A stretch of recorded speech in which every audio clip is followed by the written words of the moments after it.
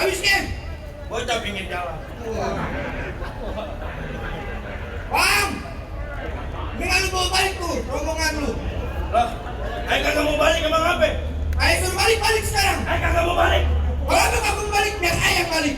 Iya, lu jangan balik. Kalau kagak dibayar. Beklai. Bang! Percuma abang pakai kain.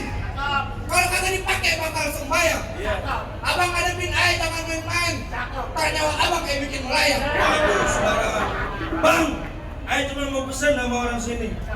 Kalau silaturahmi jangan cuma lebaran.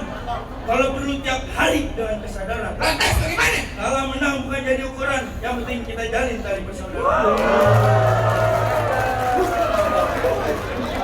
Kita mau ayah. Jangan ada kata bang. Rombongan ayah bohong. Iya.